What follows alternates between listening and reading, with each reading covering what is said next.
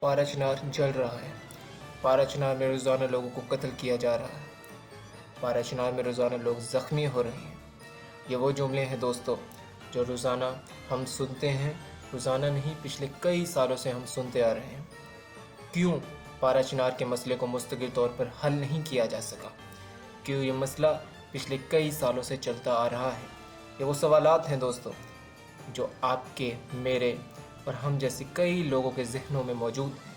آئیے اس ویڈیو کے ذریعے ان تمام تر سوالات کے حل اور ان تمام تر سوالات کے جوابات ڈھونڈنے کی کوشش کرتے ہیں۔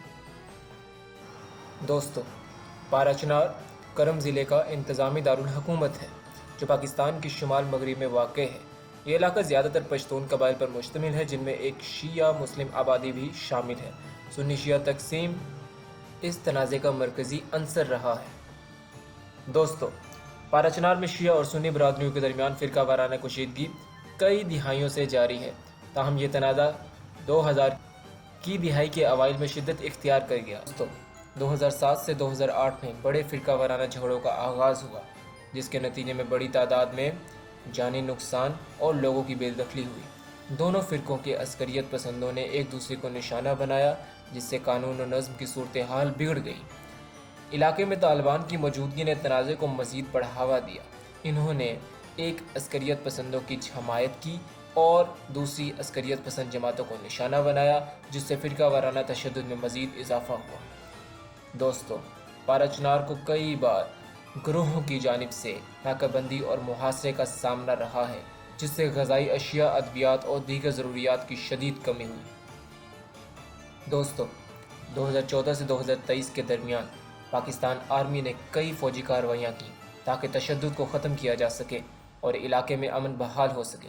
ان کارروائیوں میں عسکریت پسندوں کے ٹھکانوں پر ہدفی حملے اور دہشت گرد نیٹ ورکس کو ختم کرنے کی کوششیں شامل تھیں۔ دوستو، مختلف امن کی کوششیں اور مذاکرات کیے گئے تاکہ دونوں برادریوں کو مذاکرات کی میز پر لایا جا سکے۔ قبائلی عمائدین اور مقامی رہنماؤں نے ان کوششوں میں اہم کردار ادا کیا۔ فوجی مداخلت کے باوجود فرقہ وارانہ حملے وقفے سے جاری رہے۔ پارا چنار میں متعدد بم دھماکے اور خودکش حملے ہوئے جن میں شیعہ اجتماعات، بازاروں اور مذہبی جلوسوں کو نشانہ بنایا گیا۔ دوستو، ان حملوں میں دونوں برادریوں کی نمایاں شخصیات کو نشانہ بنایا گیا جس سے انتقام اور تشدد کا سلسلہ جاری رہا۔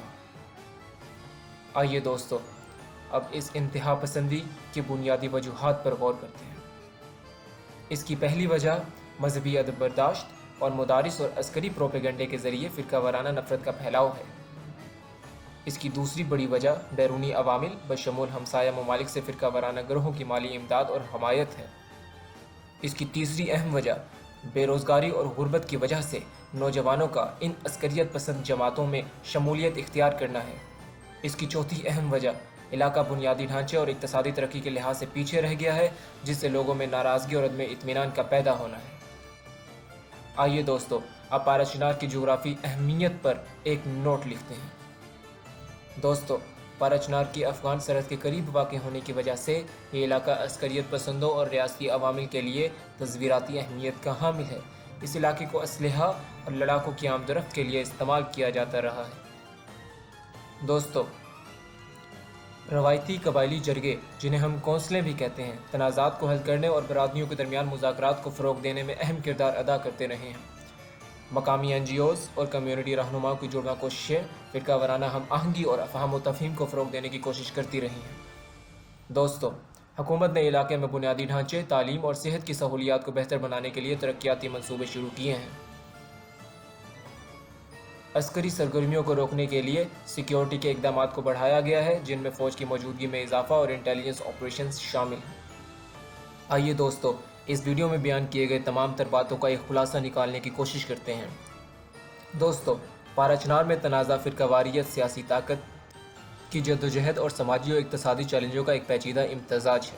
اگرچہ امن کی بحالی کے لیے قابل ذکر کوششیں کی گئی ہیں لیکن علاقہ اب بھی غیر مستحکم ہے۔ فوری سیکیورٹی خدشات اور طویل مدتی ترقیاتی ضروریات کو حل کرنے کے لیے ایک جامع نقطہ نظر ضروری ہے۔ میں گورنمنٹ سے اپیل کرتا ہوں کہ فرقہ وارانہ تقسیم کو ختم کرنے کے لیے بین المذاہب مکالمے اور افہام و تفہیم کی حوصلہ افزائی کریں۔ میں اپیل کرتا ہوں کہ پارا چنار میں سماجی اور اقتصادی حالات کو بہتر بنانے کے لیے پائیدار ترقیاتی کوششوں کی حمایت کریں۔ میں اپیل کرتا ہوں کہ یوٹیوب جیسے پلیٹ فارمز کا استعمال کرتے ہوئے پارا چنار کے لوگوں کی مشکلات اور پرامن حل کی ضرورت کے بارے میں آگاہی بڑھائیں۔ تبھی پارا چنار کے تمام تر مسائل کا ایک مستقل حل نکالا جا سکے گا۔ دوستو، آخر پہ آپ سب سے اپیل کرتا ہوں کہ اس چینل کو سبسکرائب کریں اور مجھے اسی طرح کی انفارمیٹیو ویڈیوز بنانے کے لیے موٹیویٹ کریں۔ Wish you all the best. Thanks to all of you.